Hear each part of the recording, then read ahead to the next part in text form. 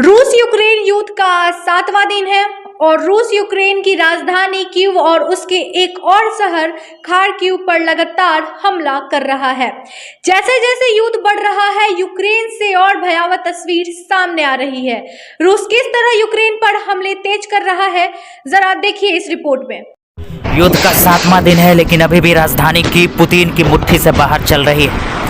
Kyiv और Kharkiv में रूसी मिसाइलों की बरसात हो रही है। सायरन की गूंज लगातार बज रहे हैं। आपको बता दें कि रूसी सेना लगातार कीव और खार्किव में रिहायशी इमारतों को चुन चुन कर अपना निशाना बना रही है। सिर्फ रिहायशी इमारतें ही नहीं, अब रूसी सेना के निशाने पे हॉस्पिटल और स्कूल भी आ चुके हैं।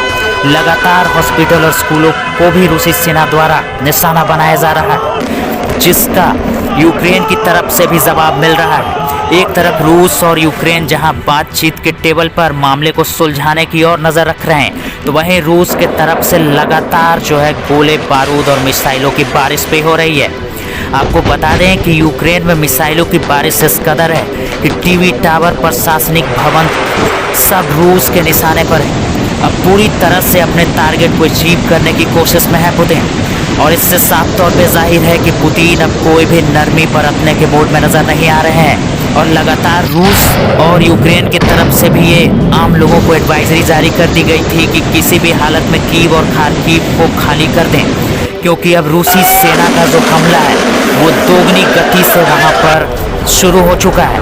और कीव और खार्किव में मल्टी लॉन्चर मिसाइलें दागी जा रही हैं और लगातार कंटिन्यूअस वहाँ पर मिसाइलें दागी जा रही हैं। और वहाँ आसमान में लगातार फाइटर जेट भ्रमण कर रही है, जिसको लेकर वहाँ की स्थिति दयनीय बनी हुई है।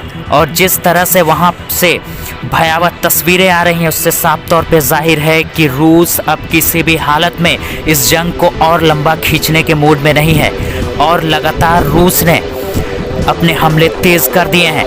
आपको बता दें कि जब रूस ने यह हमला शुरू किया था, तब उसने इतना नहीं सोचा था कि ये युद्ध इतना लंबा खिंच जाएगा। लेकिन अब जिस तरह से युद्ध लंबा खिंचता जा रहा है, यूक्रेनी सेना की तरफ से जिस तरह से उन्हें लगातार रिएक्शन मिल रहे हैं और स्ट्रॉन्ग रिएक्शन मिल रहे हैं, उसके बाद रूसी सेना अब पूरी तरह से अपने हमले और तेज़ कर दिए हैं। ख़ास तौर पे कीव और खार्किव में जिस तरह से हमले हो रहे हैं, उससे साफ तौर पे ये जाहिर हो चुका है कि अब रूसी सेना किसी भी हालत में कीव को अपने कब्जे में करना चाह रही है। 6,80,000 से ज़्यादा लोग यूक्रेन को छोड़ चुके हैं। राजधानी कीव को हासिल करने के लिए अब कुछ भी करेंगे पुतिन।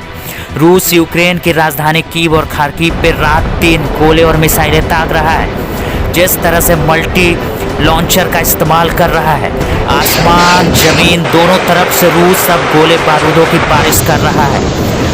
जो भी लोग हैं वो कीव और खार्किव को छोड़ दें, क्योंकि रूस वहां पे हमले और बढ़ा सकता है। यूक्रेन की तरफ से भी एडवाइजरी लगातार जारी की जा रही है। वहीं एक तरफ रूस जहां यूक्रेन पर अपना हमला लगातार बढ़ा रहा है, तो वहीं यूक्रेन को भी तमाम देशों से मदद मिलना शुरू हो गया है।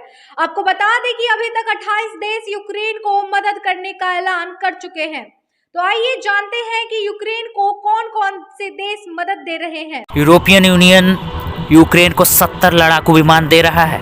साथ ही 3,780 करोड़ की सैन्य मदद भी करेगा यूरोपियन यूनियन।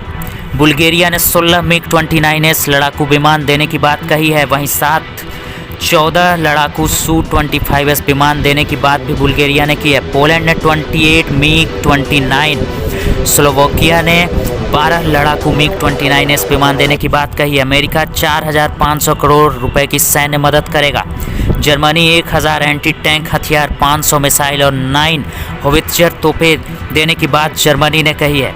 स्वीडन ने भी 5,000 एंटी टैंक रॉकेट्स की सहायता करने की बात कही है। और भी लगभग 28 देश हैं जो यूक्रेन की मदद के लिए सामने आ चुके हैं। यूक्रेन की तरफ से आरोप लगाए जा रहे हैं कि रूस इस युद्ध में वैक्यूम बम का इस्तेमाल कर रहा है, जो कि जिनेवा कन्वेंशन के थ्रू बैन है।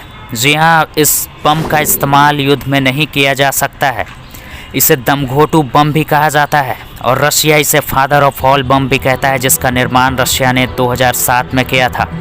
आपको बता दें कि ये बम इतना खतरनाक है कि ये किसी भी इंसान को भाप में तब्दील कर सकता है। इसकी खासियत यह है कि ये हवा में से ऑक्सीजन सोख लेता है और फिर लोगों की घुट-घुट कर 300 मीटर एरिया में मौत होती है। इसका रेंज 300 मीटर का है। ये 300 मीटर में काफ़ी भयावह मंजर पेश करता है, जिसका आरोप लगातार रशिया पे यूक्रेन लगा रहा है कि इस युद्ध में रशिया ने इस बम का इस्तेमाल किया है, जो कि जिनेवा कन्वेंशन के थ्रू बैन है। रशिया पर लगातार आर्थिक प्रतिबंध लगाए जा रहे हैं, लेकिन रशिया का हमला यूक्रेन पर उतना ही बढ़ता जा रहा है। अब देखना होगा कि युद्ध कब तक जारी रहता है। तब तक के लिए देखते रहिए हमारे साथ बिहारी करेजा।